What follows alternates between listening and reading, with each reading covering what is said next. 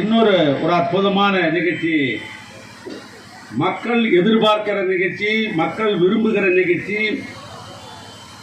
பல காலம் மனு கொடுத்து பஸ் வராதா என்று ஏங்கிட்டு நேரத்தில் இதோ வந்திருக்கிறது என்ற அடிப்படையில் வேறையூர் அண்டம்பள்ளம், தச்சம்பட்டு, தேவனாம்பட்டுன்னு அண்ணன் அதுதான் நான் சொல்றேன். தேவனாம்பட்டு, கொட்டக்குளம், நடுக்குப்பம், கொரக்கை, மருதாடு, காட்டேரி, செங்கம், தானிப்பாடி, அரூர், செங்கம், திருவண்ணாமலை, இப்படி 18க்கும் மேற்பட்டிருக்கிற புதிய பேருந்துகளையும் இங்கே தொடக்கி வைக்கிற ஒரு அற்புதமான நிகழ்ச்சி. அந்த நிகழ்ச்சிக்கு காரணமாக இருந்த போக்குவரத்து துறையை சார்ந்த அதனுடைய மேலாளர்கள், துணை மேலாளர்கள், குறிப்பாக அதற்கு உந்து சக்தியாக இருந்து பணியாற்றுகிற தம்பி சவுந்தரராஜன் அவருக்கு அந்த நேரத்தில் எனது அன்பு கலந்த வணக்கத்தை நான் முதலில் தெரிவித்துக் கொள்ள விரும்புகிறேன். இங்கே திட்ட அறிக்கை வாய்த்த எங்களுடைய தலைமை பொறியாளர் செந்தில் அவர்கள் வரவேற்பு என்கிற பெயரில் இந்த பாலம் ஏறத்தாழ 15 கோடி ரூபாயிலே இந்த பாலம் சிறப்பாக கட்டப்பட்டிருக்கிறது என்பத செய்தியை உங்களிடத்தில் பகிர்ந்து கொண்டார். தமிழ்நாட்டுடைய முதலமைச்சர் மாண்புமிகு அண்ணன் திராவிட மாடல் ஆட்சியினுடைய நாயகர் ஆட்சிக்கு வந்த உடனே இந்த நெடுஞ்சாலைத்துறை இருக்கிற அமைச்சராக இருக்கிற என்னையும் எங்களுடைய துறையினுடைய செயலாளரையும் அழைத்து முதல்ல ஒன்று சொன்னார். என்ன சொன்னார்னா, தமிழ்நாட்டில் ஏறத்தாழ 1281 தரைப்பாலங்கள் இருக்கிறது. மழை பெய்யலாம் தரைப்பாலத்தில் போகலாம், உங்களுக்கே தெரியும். மழை பெய்ஞ்சா தரைப்பாலத்தில் போக முடியுமா? ஆற்றுல தண்ணி மடைக்கும், ஸ்கூலுக்கு பசங்க போக முடியாது, விவசாய உற்பத்தி செய்கிற பொருள்கள் சந்தைப்படுத்த முடியாது.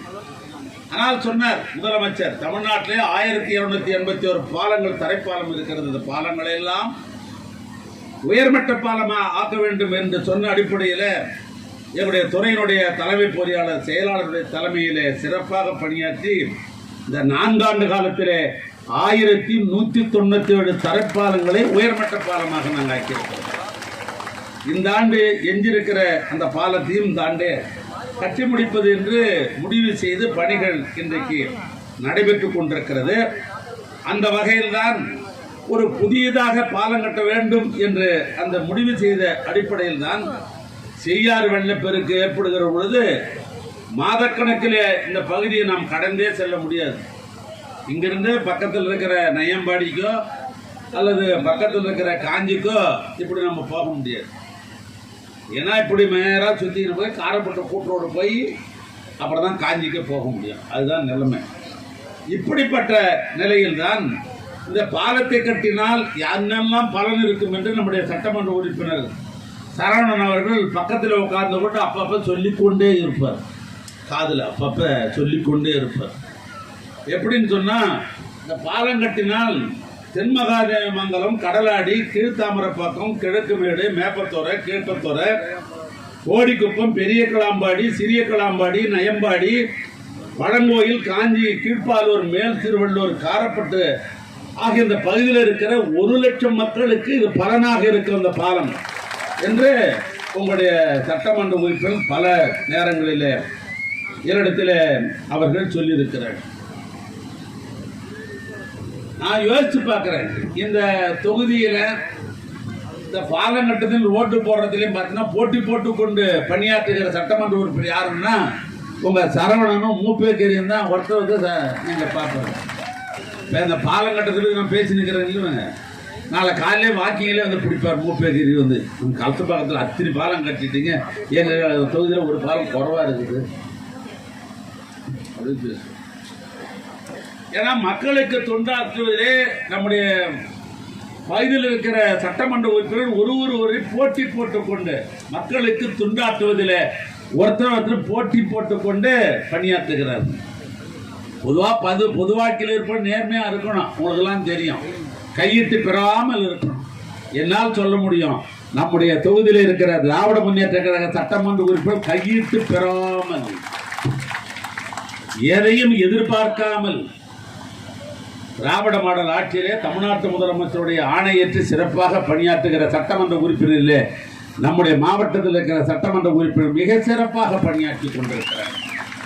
அந்த வகையில் தான் இந்த போட்டி போட்டனுடைய விளைவாக இந்த தொகுதியை சார்ந்த சட்டமன்ற உறுப்பினர் நம்முடைய சரவணன் அவர்கள் 2021-22 நிதியாண்டில் 36.91 கோடி மதிப்பீட்டில் 33.5 கிலோமுள்ள சாலை பணிகளை இந்த தொகுதியில் செஞ்சிருக்கிறார். 22-23 நிதியாண்டில் 20.25 கோடி மதிப்பீட்டில் 19.40 கிலோமீட்டர் சாலையை அதோட பாலப்பணிகள் இங்கே சிறப்பாக செய்திருக்கிறார்.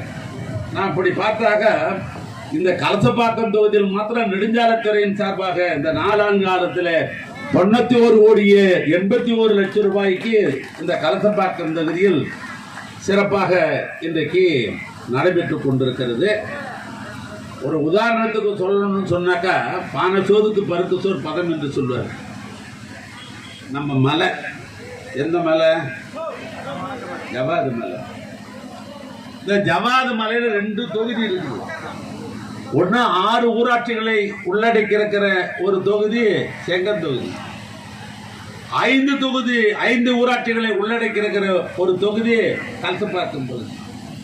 இந்த 2 தொகுதியிலையும் பார்த்தீங்கன்னா இவங்க வெற்றி பெறுகிற ஃபர்ஸ்ட் பூத் எங்கன்னா மலையில் தான் ஆரம்பிக்கும், அதுக்கு மலையில் தான் ஆரம்பிக்கும், இதுலேயும் மலையில் தான் ஆரம்பிக்கும் 2 தொகுதியிலும். அதனால் சென்டிமெண்ட்டாக எப்படின்னு விளையும் பயிர் முளையிலே தெரியணும், விளையும் பயிர் முளையிலே தெரியணும். அதுக்கு கடலக்காய் போட்டாலும் எது போட்டாலும் சரி, போட்டோம்னா டக்குன்னு அது தெரியணும். அதனால் நம்ம ஜெயிக்கிறது என்னன்னு கேட்டால் மலையிலேருந்து இறங்கும் பொழுதே தெரியும் இந்த இன்னைக்கு ட்ரெண்டு நல்லா தான் இருக்குதுன்னு. அதனால் அதை புரிந்து கொண்ட காரணத்தினால்தான் மலைப்பகுதியில் இந்த 2 பேரும், ஏன்னா கீழ்ப்பகுதியில் என்ன பண்ணுறாங்கன்னு உங்களுக்கு தெரியுது எல்லாருக்கும், இங்கே இருக்கும்போதெல்லாம் மலைப்பகுதியிலும் சரி இப்படி 2 பேரும் போட்டி போட்டுக்கொண்டு பணியாற்றுகிற காரணத்தினால்தான் இன்னொரு துறையாக இருக்கிற பொதுப்பணித்துறையின் சார்பாக ஜமுனாமுத்தூரில் இன்றைக்கு 3.26 லட்சம் ரூபாய்க்கு சுற்றுலா மாளிகை ஒன்று கட்டப்பட்டிருக்கு. ஏன்னா மாவட்ட ஆட்சியர் மேலே தாலுக்கா ஆஃபீஸுக்கு ஆய்வுக்கு போனால், யூனியன் ஆஃபீஸுக்கு ஆய்வுக்கு போனால் மரத்தடியில் உட்கார்க்க கூடாதுன்றதுக்காக எம்எல்ஏக்கு 2 பேரும் பொறுப்பாக இப்போ மாவட்ட ஆட்சித்தலைவருக்கு மேலே ஒரு சுற்றுலா மாளிகையை சிறப்பாக கட்டி கொடுத்துருக்காங்க. அற்புதமாக இருக்குது. ஒரு மாதத்துக்கு முன்னால் முதலமைச்சருடைய செயலாளர், முதன்மை செயலாளர் உமாநாத் ஐஏஎஸ் அதிகாரி, அவர் வந்து தங்கிட்டு போய் அந்த முதலமைச்சர்கிட்ட சொல்லியிருக்கிறார், அந்த ஜமுனாமுத்தூரில் ஒரு சுற்றுலா மாளிகை அந்த மலைப்பகுதியில் கட்டியிருக்கிறாங்க, இந்த சென்னையில் கூட அப்படி கட்டலைங்க, அப்படி அற்புதமாக பொதுப்பணித்துறை அமைச்சர் கட்டியிருக்கிறாருன்னு சொன்னார். உடனே முதலமைச்சர் சொல்கிறார், இடவன் தன்னவனாக இருந்தால் கடைப்பந்தியில் உட்கார்ந்தாங்கன்னா முதப்பந்தியில் உட்கார்ந்தாங்கன்னா அது அவர் மாவட்டன்றதாக சிறப்பாக கட்டியிருப்பாருன்னு அவர் சொல்கிறார்.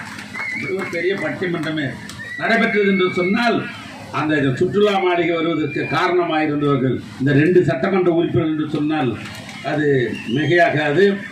அதனை தொடர்ந்து நம்முடைய தம்பி சரவணன் அவர்கள் படவேட்டிலே 1.20 கோடி மதிப்பீட்டில் ஆரம்ப சுகாதார நிலையத்தை ஒன்று அங்கே அற்புதமாக கட்டியிருக்கிறார். 17 லட்சம் ரூபாய் மதிப்பீட்டில் 2 அரசினர் உயர்நிலை மேல்நிலைப் பள்ளிகள் கழிவறையோடு கட்டியிருக்கிறார்.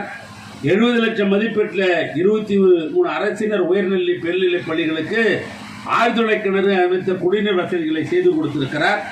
5.55 கோடி மதிப்பீட்டில் 5 அரசினர் உயர்நிலைப் பள்ளி மேல்நிலைப் பள்ளிகளுக்கு, குறிப்பாக மஷார் கடாம்பாளையம், சொரகுளத்தூர், காஞ்சி, புதுப்பாளையம் பகுதியில் கூடுதலாக வகுப்பறை ஆக இந்த தொகுதியிலே பொதுப்பணித்தின் சார்பாக பள்ளிக்கூடத்திற்காக கட்டப்பட்டிருக்கிற நிதி என்பது திராவிட மாடல் ஆட்சியிலே தமிழ்நாட்டு முதலமைச்சர் அருமையண்ணன் தளபதியினுடைய இசைவோடு 14,52,00,000 மதிப்பீட்டில் 33 பணிகள் பொதுப்பணித்துறையின் சார்பாக இவைகளெல்லாம் இன்றைக்கு நடைபெற்றிருக்கிறது. இது போதுமான்னு கேட்டால் 2 பேரும் போதான்னு தான் சொல்லுவாங்க.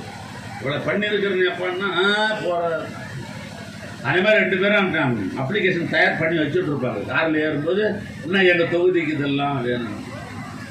இதில் ஒரு படி மூப்பேகேரியை விட சரவணனுக்கு ஒரு மார்க்கு ஒன்று அதிகமாக கூட போடலாம். எப்படின்னு கேட்டிங்கன்னா, என் துறையில்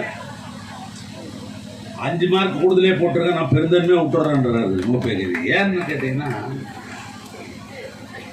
அவருடைய தொகுதியிலே பார்க்கிற பொழுது அவருடைய தொகுதியில் தென்பெண்ணையாறு ஓடிக்கொண்டிருக்கிறது. பெரும்பான்மையான பகுதியில் செங்கல் தொகுதியில் தென்பெண்ணையாறு தான் அதிகமாக ஓடிக்கொண்டிருக்கிறது.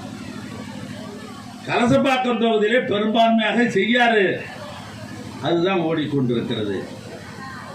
இந்த செய்யாறில் பார்த்தாக்கா ஒன்று சொல்கிறேன், யாராவது ஒருத்தன், வேற ஒன்றும் வேணாம், மீதிலாம் சொல்ல வேணாம், யாராவது ஒருத்தன் இந்த தொகுதிக்கு என்னையா செஞ்சார் சரவணன்னு கேட்டாக்கா, இங்கே மாவட்ட ஆட்சித்தலைவர் சொன்னார் பார், 100 ஆண்டு கால கனவை இன்றைக்கு சரவணன் தீர்த்திருக்கிறார், முதலமைச்சர் உறுதுணையாக இருந்திருக்கிறான்னு சொன்னார்.